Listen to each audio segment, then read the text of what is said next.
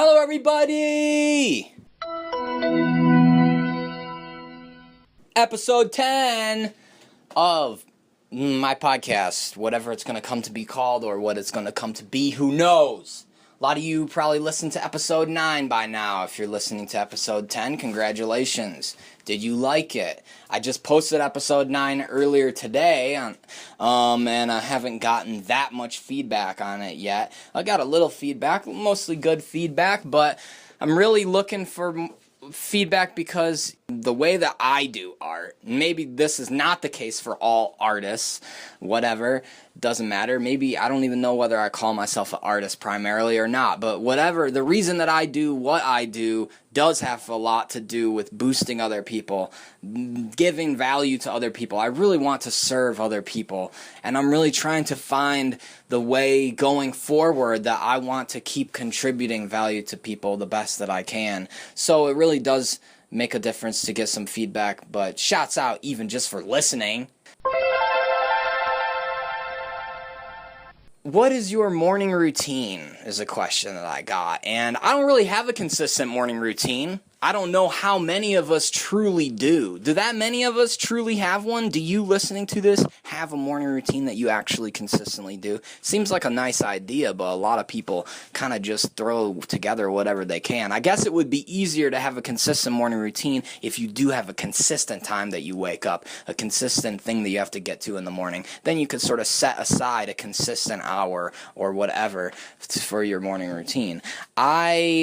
Oftentimes when I'm on tour, I'll have like a bus at like 7 in the morning or something, so I just have to get up in time to get to that. So I got to get up at 6 or 5:50 or whatever. I just set my alarm 10 minutes before when I need to leave the person's house that I'm staying at, and I get up and I go. Like, I truly do not get ready. But there are other times here in Tucson. I recently did actually get into a pretty good routine at the start of some days, and it went really well. Those days were good days for me, so I think I would like to get back on that and stay on something like that. And what that routine was is basically I would get up, I'd eat some breakfast, but the two things that I would really do is that one thing is that I would write down on a piece of paper, I would write down a list of my goals, just long-term goals, just rewriting them from your memory, not referencing a previous list of them. And that helps you to keep your long-term goals in mind every day and just to remember them and to keep your sights on them, I guess.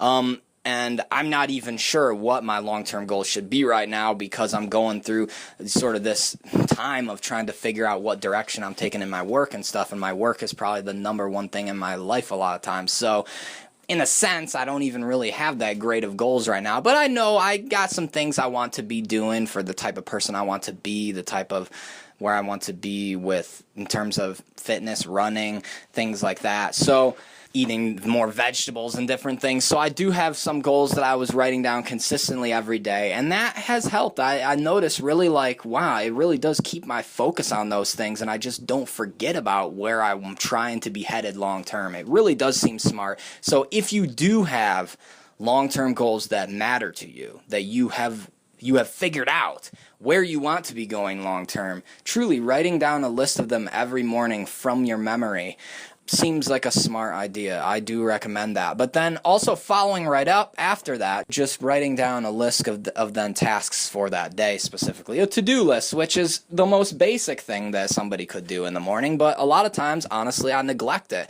when I'm here at home in Tucson or when I'm on these various transportation on tour. It's just like a lot of times I don't have an idea at the start of the day of what I'm trying to get accomplished that day. And then, I do various things that come up usually, but a lot of times other than that, I'm just floating in this, I'm like really thoughtful and reflective about different things throughout my day. And then I'm like reading certain things or whatever. I can get carried away with things a lot easier if I don't have a task list and a to-do list. So I was really enjoying writing down a specific task list at the beginning of each day too. And like, But truly, no consistent morning routine for me. I do oftentimes check the social media stuff right near the beginning of the day, but I've cut back on that. Last fall, I was at home on my dad's farm, and I would wake up at 7 a.m. or 6 or whatever to get going on the farm stuff, and I would look at my Facebook newsfeed right away, and I just noticed consistently every day I would be like, I hate the world. Every time that I looked at my Facebook newsfeed and scrolled down it, and I have, I'm friends with a lot of cool people, but I don't know what it is, but I just effing hate the world when I look at the Facebook newsfeed a lot of times. So, I don't know. I stopped looking at my Facebook newsfeed, and I cut it out pretty much completely out of my life. I still have a Facebook. I haven't deactivated because having a Facebook seems like incredibly important for my career. It's one of the most powerful places for me to post when I have something important to share with people. And it's also, one of the best places to network or just like get in contact with certain people that you need to message. And I do Facebook events for my readings and whatever, but I do not look at the Facebook newsfeed ever anymore unless it's like an accident. But there are browser plugins for the computer that you can use that make it so that even on your homepage on Facebook you don't see any of the news feed. It just is blank in the middle of the page there. And then also on my phone, I don't use the Facebook app on my phone anymore. I'll sometimes I just use the Facebook Messenger app on the phone. So and I cut out Tumblr too.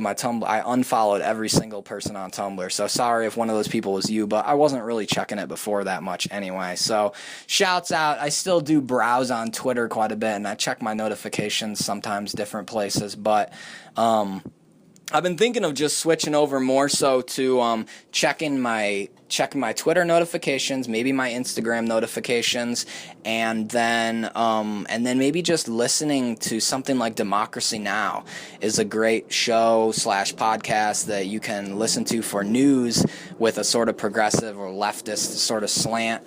Last year I was listening to a lot of Democracy Now! Pretty consistently, and it was pretty good for me. I think I was learning a lot about international news and stuff. I feel like it's a pretty good, trustworthy source.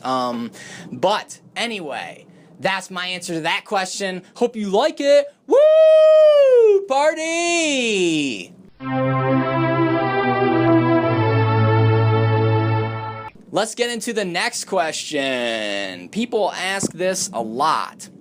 How do I get enough protein on a vegan diet? Well, that's a very common question, and it's actually one of the goofiest questions that you could have about veganism. And it's not your fault. It's not your fault. It's okay. There's a lot of misinformation about protein, how much proteins humans need and what it really does and all that stuff. People think you eat protein and you get strong. You get strong by doing exercise, by lifting weights and different things, So that's not really how you build muscle, is eating a food. But anyway, you do need protein to build new tissue in your body, but you don't need that much. And certain types of people need more than others, certainly, but the average amount that's recommended for people is 40-some grams a day by the figures that I've seen, and the average American eats 70-some grams, and it's a pretty similar figure for how much vegans naturally eat. Human breast milk is about, I think, this is what I heard 6% of calories from protein. And that's for babies. Babies do need to build a lot of new tissue. They're growing, they're really growing. And in their first 2 years of life, when they're breastfeeding, a lot of times babies are growing a lot of new tissue. So they do need protein, but they only get 6% of their calories from protein anyway. And it works ideal for them. Do you think adults truly need that much more percentage of calories from protein than babies? I doubt it, bro. I doubt it. And that's interesting because even fruit has 4 to 8% of calories from protein oftentimes. So even from fruit, you're getting a decent amount of protein. Even if you just ate fruit, you would be getting like close to the amount that you need probably.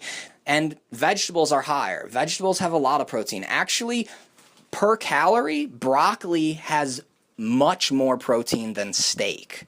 That's an interesting factoid for you. Broccoli has like twice as much protein per calorie than steak. The thing is, broccoli is very low calorie though, so you do have to eat more volume of broccoli to get the calories. But anyway, the overall message is, if you get enough calories, then you're going to have enough protein on a vegan diet. And except the only reason that you probably wouldn't is if you're eating just total junk food, like absolutely junk food that has no nutritional value at all, just like cotton candy or something.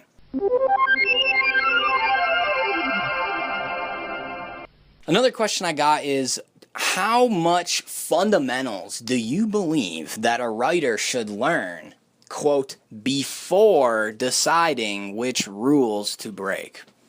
And so that phrasing is very interesting to me, and that's often the way it's phrased. It's like, oh, you should learn the rules, you should learn the fundamentals, quote, before you break the rules. Now, I do believe that learning fundamentals will help you become a better writer or artist or whatever you're doing. You know, there's certain skills, there's certain technique that you should learn, and it does take a long time, a lot of practice and a lot of learning and a lot of paying attention and learning and growing to really get good at wielding language as a tool, or wielding the paintbrush as a tool and paint and whatever your medium is. But the weird thing is that everybody suggests that you should learn the fundamentals necessarily before breaking the rules.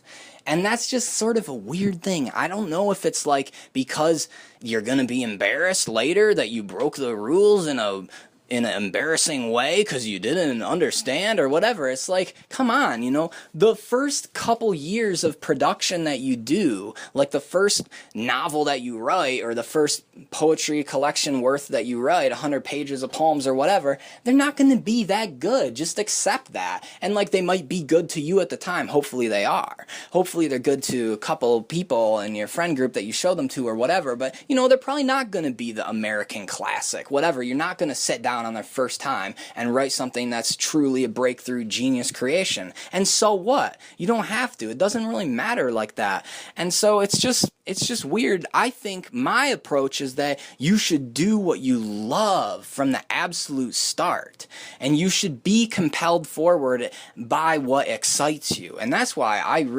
one thing that I did not like about my MFA program in poetry was that there was not enough room for that. Like, I was being compelled forward by different things that I found exciting. I found stuff on the internet that I thought was kind of interesting, and I'm like, what if I did poetry that was similar to these things on the internet? What if I was taking influence from those places and doing stuff that was like kind of tweet based or kind of video based or kind of stuff that uses internet language and misspellings and all this stuff? And it's like, in my MFA program, they didn't really allow me enough room to really go there that deeply, you know. And I did go there in my own spare time, and I just didn't spend that much time on my schoolwork. I just did it on the train on the way to class usually. But it's like, I wanted to do my classes on things that I actually was excited about so that I would get into it, you know. And usually for the classes, I could twist the assignments in such a way that I could do the paper about what I wanted to, but sometimes I couldn't, and I truly just did a bad job on the paper because I didn't care about it at all.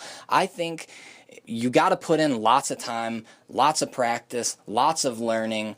The main thing is that you need to make it so enjoyable to yourself, so exciting to yourself, that you will actually put in the time, you know, because you have to practice a lot if you really truly want to get like really good at something. So it's like, you might as well just be doing what you love. You're gonna learn, like, you know, if you want to learn the fundamentals, I think there's probably no better way than like sometimes break the rules, sometimes do it the way that, you know, people recommend, like try different things. And I think breaking the rules can even help you learn more about that. And, you know, you're probably going to be embarrassed about your early work anyway, so it doesn't really matter. I feel like have fun with it, you know, express your true heart and your playfulness, and that will help you finding your voice a lot easier and a lot better than other people who are trying to like separate the rules and the fundamentals from their heart. It's like the fundamentals are only going to be expressed in the final form through your heart.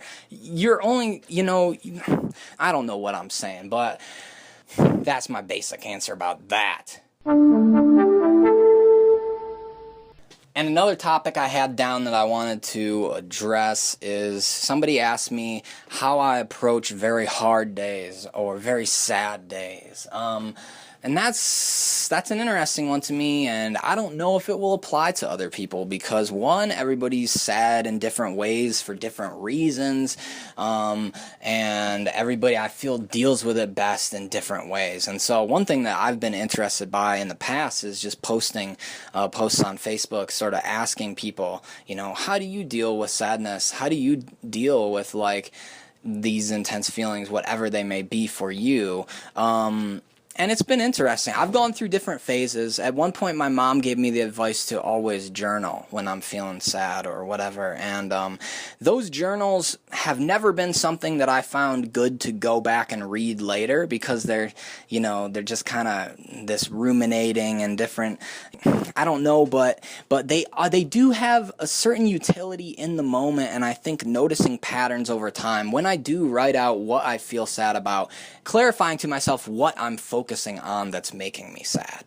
Because truly, sadness, I feel, can come from so many different ways I don't even know. I think sometimes sadness is just a physical sensation in the body or a chemical sensation in the mind or whatever. It's because of the way I was slouching, because of the crappy food I ate, or because of something, I don't even know what.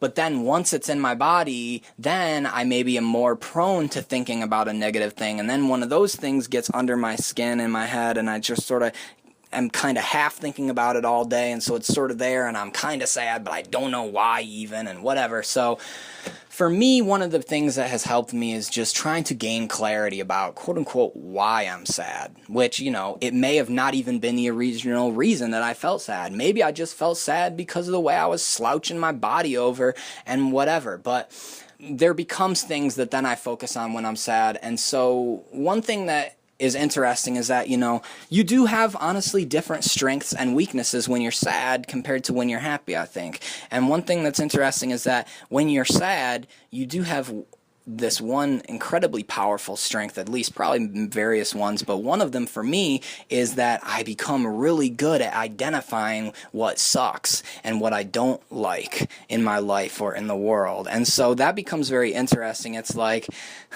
I have this negative focus right now. I'm really like sad, and so I'm really self-pitying or whatever. And so like asking myself a question like, what would I want to be different? What do I want to change?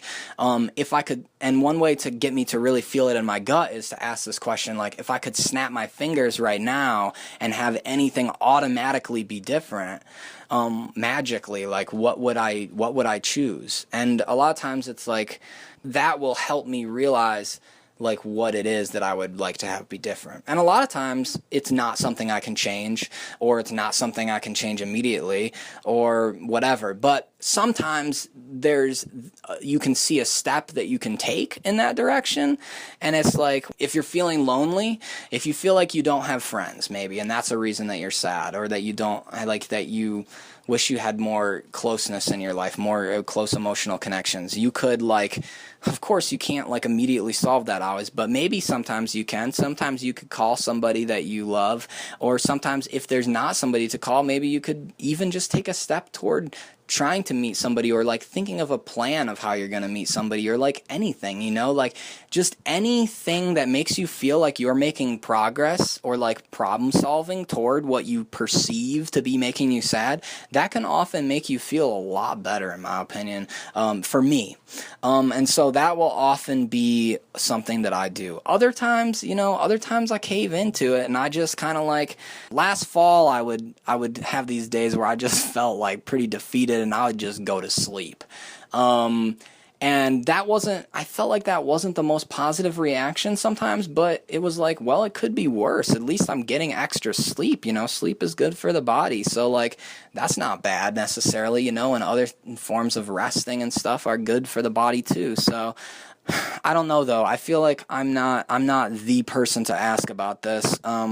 Truly, I would say this is a topic that probably everybody feels a little bit differently on, and everybody reacts a little bit differently, and so you might have to find your own way, really. And so then I would just recommend to pay attention to what works to you, thanks for listening to this. I hope you like it a little bit, at least. And, nice. I'm going to end this one by just playing a slowed down version of Carly Rae Jepsen. Her song called I Really Like You. I love this song, and I love it slowed down, and I love many other Carly Rae Jepsen songs. Shouts out. Thank you for listening. Love you. Give me feedback on this show. I really wanna stop, but I just got the taste for it. I feel like I could fly with the ball on the moon. So honey, hold my hand. You like making me wait for it. I feel like I could die walking up to the room.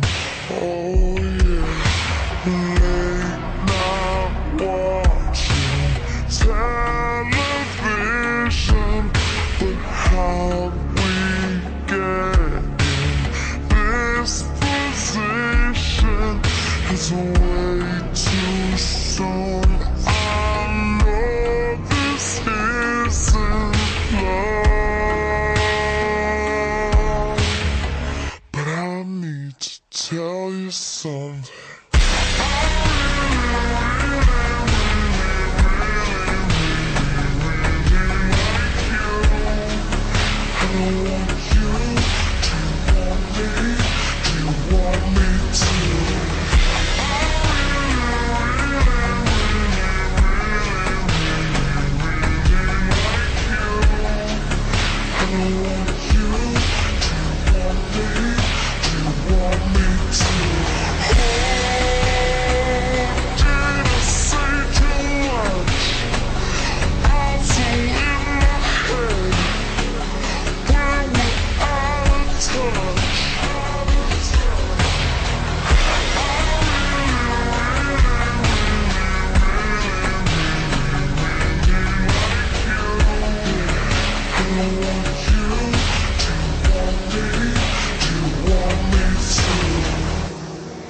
It's like everything you say is a sweet revelation. All I wanna do is get into your head. Yeah, we could stay alone, you and me and this temptation. Sipping on your lips, hanging on by a thread. Baby, late night watching television, but how'd we get in this position? It's way too soon. I know this isn't love, but I need to tell you something.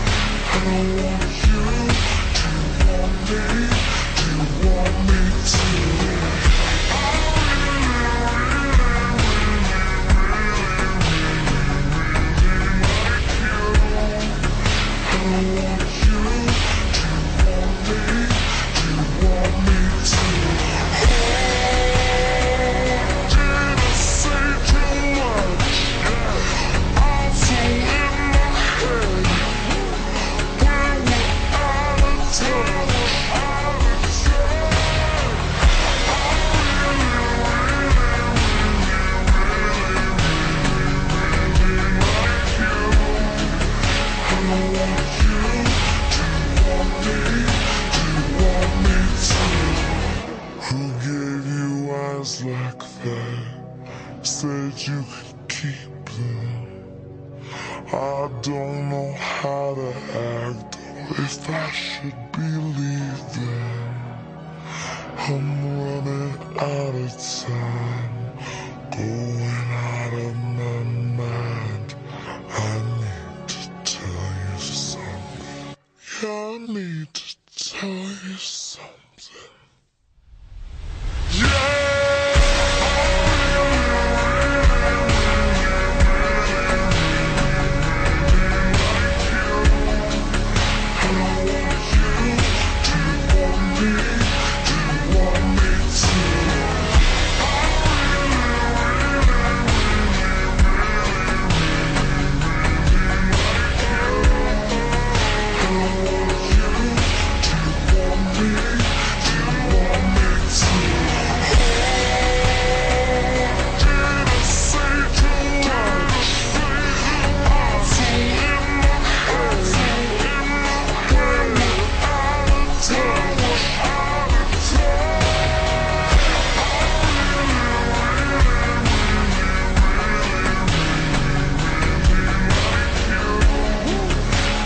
want